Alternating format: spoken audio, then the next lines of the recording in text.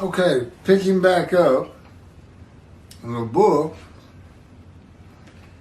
God dedicated to me. Part 2. And I'm going to go ahead and start with the last paragraph. Be mindful of the teaching of my servant Moses. Be mindful, whom I charged at Horeb with laws and rules for all Israel. Lo, I will send the prophet Elijah, that would be me, to you before the coming of the awesome, fearful day of the Lord. Well, he's been here 16 years, getting me ready. The time to come is the day of the Lord. I will put their teaching in their innermost being and inscribe it upon the hearts of the new covenant, is a way of saying the purpose of Elijah to bring the families of the Jewish people, fathers to the sons, sons to the fathers, what it says, back to practicing Judaism and righteousness, which will prosper. That's also the man of Isaiah 53. Make the many righteous. The first 6 verses in quotes. And remove their guilt. I offer them myself for guilt, to remove guilt, and agreed to go into the fire of refinement. Those that heed and fear God will return to synagogue, learning and practicing the teachers of God, to stay in right standing with Him, effectively putting God's teaching into their innermost being and inscribing upon their hearts. Let's see how Tobias Singer, Michael Skoback, Kravitz, the Jews for Judaism, let's see how they handled this. They've been given a free rein, so to speak, to become the tip of the top, to become arrogant and pompous. And their ignorance shows through. But even ignorant people can be pompous and self-righteous. Let's see them do it. Let's see them recognize when Moshiach and God comes. They do pray for it, do they not? Do they think it's going to happen? They don't act like it. No, they hear about me and they stick their head in the sand and say, I've got 66,000 followers. He can't hurt me or my book. Right, Tovia? Jews for Judaism? How many followers do you have with your false teaching? It's going to come back to you. I don't care how much you pray. God could care less. You do him, you do me wrong. I just say, you got things up against you you never discovered.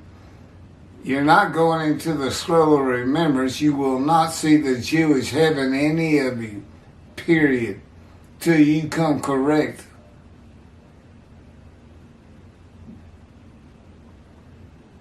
This is what you pray for.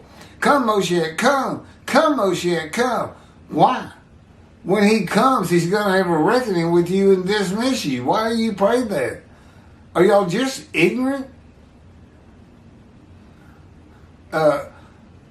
This is a defense to libel and slander, by the way. Pompous, arrogant, ignorant. And I can back it up. Oh, yes, I can. I have a little help. God kind of takes over.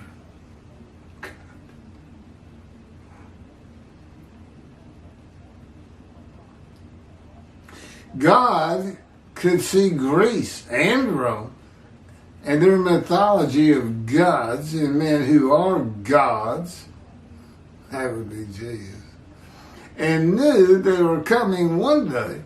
And when they found the people of the book,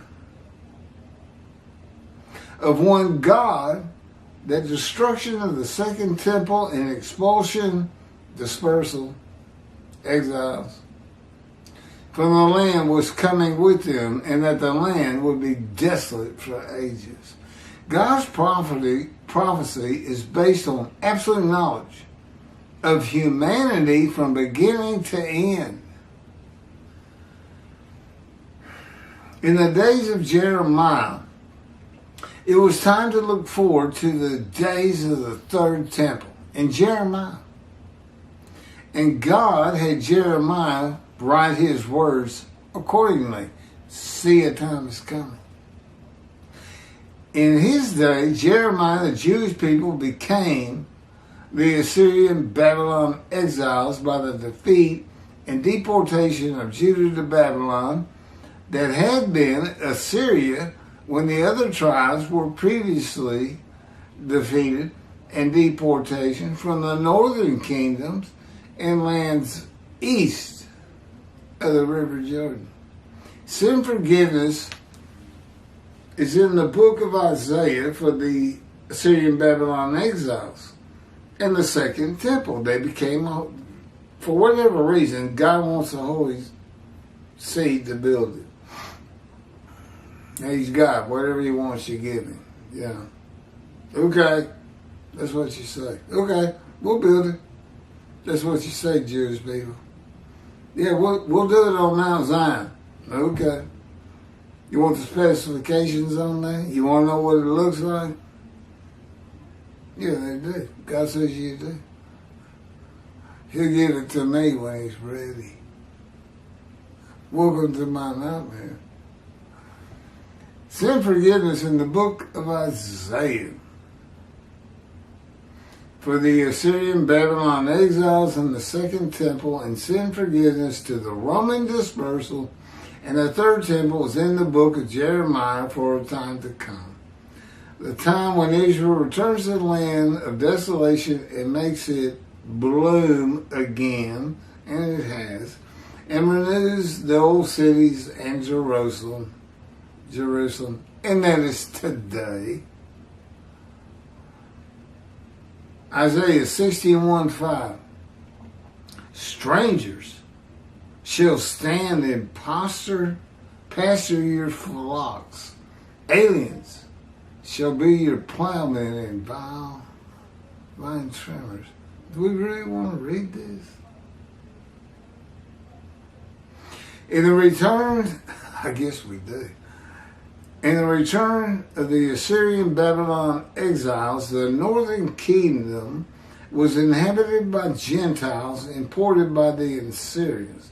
Today, the stranger among the Jewish people are the Israeli Arabs and the Israeli Christians. The aliens are the trespassers, Palestinians, and Arabs who are not Israelis. Isaiah 61, while you shall be called priests of the Lord and termed servants of our Lord, servants, not righteous servants. This is after Isaiah 53. Can you Jewish people not get it? Tobias still thinks he's a righteous servant. Skobach thinks he's a righteous servant. Kravitz thinks he's a righteous servant. And yet none of them can give you any commentary that backs that belief. Liars. Liars. Why? Why not Moshiach to come? Why'd they have to put themselves in it? Is it selfishness? Is it ego? Is it to fight the missionaries? Yeah, but all you did was make God mad. And that makes me mad because I've lived with God for 16 years. That's not necessarily a pleasant thing to go through. And I did it for you, you Jewish people. No, actually, you know what? That's not true. I did it because I had to. You don't say no to God. But that is what I feel. I know if they have utter destruction come to them, I'm going to feel very bad if he lets me. He doesn't have to let me feel bad.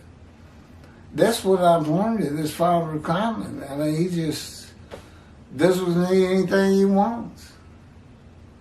It's not easy, people. It's not easy what I'm going through to be this man.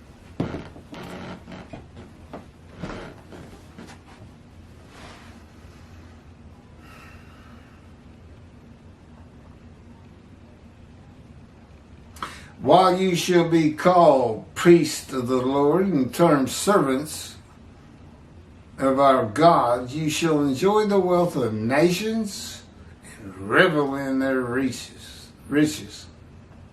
Yeah, not going to happen, Jews. It's just poetry. Just a good story. The Assyrian and Babylon exiles were forgiven of all sins, became a holy seed of God, and they rebuilt the second temple.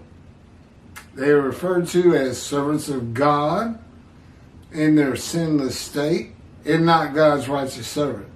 Elijah comes and delivers the new covenant with sin forgiveness for the Roman dispersal to be a holy seed, and they will rebuild the third temple for God to return suddenly with the assistance of God's righteous servant as David, Elijah, prophet like Moses, the man described in 53, Moshe. Israel is one of the greatest countries on earth. There ain't any question about that. They have wealth and riches equal to any nation for its size and more than most. The nations are not going to give Israel their wealth and riches. That's just poetry up there. This is what we'd like to hear. As many believe will happen in the redemption era. They have the same wealth and riches. Nobody's going to give you your stuff. People just don't do that. What do you think? The Arab Emirates are going to say, we're going to give you all of our billions and billions and billions and billions of dollars because you're Jews. Really? Well, that's what Kravitz and Skoback and Toby think. They believe that. Now that's spooky. Not the word I would have used.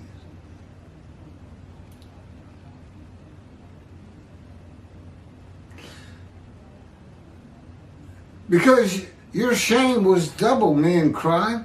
Disgrace is their portion. Assuredly, they shall have a double share in their land. Joy shall be theirs for all time. This is Isaiah 61. For I, the Lord, love justice. I hate robbery without a burnt offering. I will pay them their wages faithfully and make a covenant with them for all time. Be mindful. Build my temple. Their offspring shall be known among the nations, their descendants in the midst of the people. Jesus spread out all over the world. All who see them shall recognize that they are a stock the Lord has blessed. No more taunts of the nations. Now, if your rabbis would do their job. Verse 8. References the covenant made with Moses and the Israelites, which is eternal, but never complete until the vindication, not restoration and peace on earth, the vindication of the Lord in the awesome, fearful day of the Lord. What sounds peaceful about that? You rabbis, I'm a prophet of God, okay? I understand you rabbis are way down here, and they mean nothing to me. I was taught by God who wrote the book. And you got these men teaching men, do as 10 lost tribes. The world's going to love us. Here's the bucket, give me donations. That's what I think of your rabbis.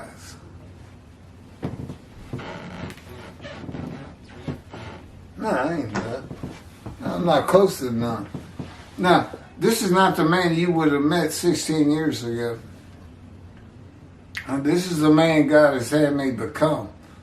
A better representation of him. If you think I'm tough, if you think I get on these people like you're very surprised, because why? Because you thought, based on their teachings and exaltation of the world, that come Moshiach, come was going to be like Jesus. Yes, you did. Oh, yes, you have, and yes, they do. Well, this entity called God got nothing to do with that. He would never be a man. He would never become a man. He would never commit a sacrifice, and he would never be a sacrifice. Not the man the person that I know. He is a person. But you can't equate him to a human being in any context. Not on forgiveness. You know, Jews for Judaism, Outreach Judaism, Tovia, Kravitz, Skoback. They thinking themselves, well, I do so much, it'll be all right. Well, you don't have one clue of who God is. And no, it's not all right. Not all right at all. You have hurt God. And I'll tell you something. If I could hurt him, I would. Because he's put me through so much pain, I'd fight him if he was a man. But of course he's not, and I can't fight him. I just got to go through it, and I have changed. I'm ready to do this task. But now I got to deal with people like Singer, Skoback, and Kravitz. And none of them will ever see the Jewish heaven. None of them will go into the scroll. You may as well think of me as the man who holds the scroll. Because God's in me. He's the one that holds it. And the angel of his presence, the man divine beings. Well, you better respect that. All of your people, everything you teach and think about comes from the Hebrew Bible. 20 plus prophets of God speak his words. Men and divine beings. And you don't even understand that. You're so lowly to me. What do we say, kindergarten? You may be as well, teaching the Hebrew Bible in kindergarten. Oh, God's coming after you, and what you don't understand is I got 150,000 views, and none of the views come hot and heavier than Tovia Singer. I got 3 of them. One of them's at 173 today. Yeah, it doesn't sound like much, but I've been doing it for 2 years. You're well over 3,000-4,000 viewers hearing me telling you for what you are. A fraud, a charlatan. Don't tell me you just didn't make that up. Don't tell me. You want me to say the big word? An absolute liar. You can't possibly know that 53 describes the righteous servant of God, unless you say it's Hitler. You say, well, God had me read the Hebrew, the English, and made me think it could be, Leviticus guilt offering. Really? Well, when does the compensation God serious mean anything? And a 20% markup to the rabbi. Yeah, you didn't mention that, did you? See, I see all kinds of lies in everything you're saying. So does God. That's why it's being said. He speaks through me. Go ahead and keep it an ornament. We're going to dig you down until you are nothing. We're going to take that 66,000 from you. Oh, there may be half of it for stupid Christians, but we'll see. And, I get my moment. And Keith says, you can't beat him. I mean, you're losing right now. It's not going to, it may take a long time. Me and the Spirit call him Pokey. He's so slow. He says, I'm very thorough. So,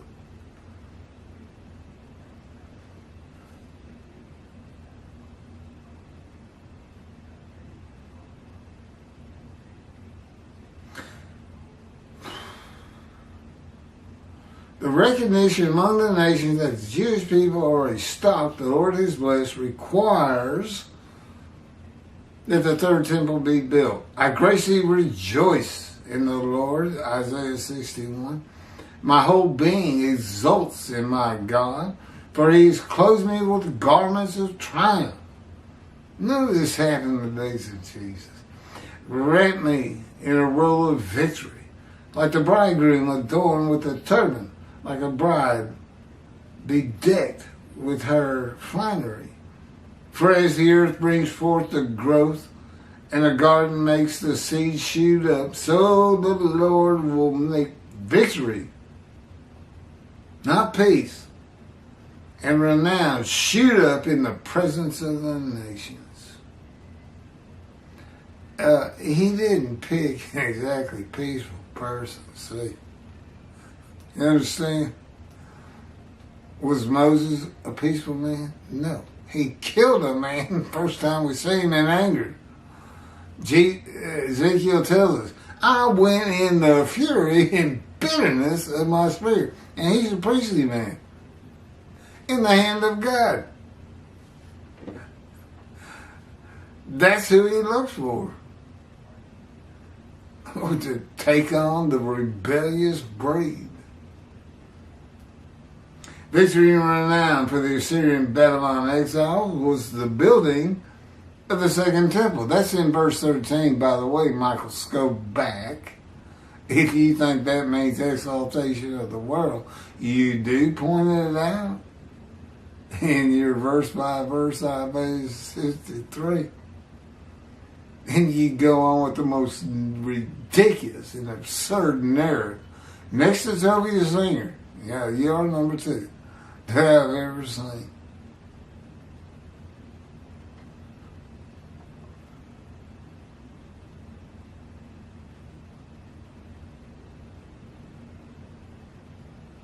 Victory and renown for the Roman dispersal will be in the building of the third and final temple, God calls his eternal temple, of God, despite the attempts of the nations, that would be the northern kingdom, where Gentiles weren't important, to stop them. And they shall never be uprooted and overthrown again. That's it. Now we go to chapter 32, the new heaven. I should have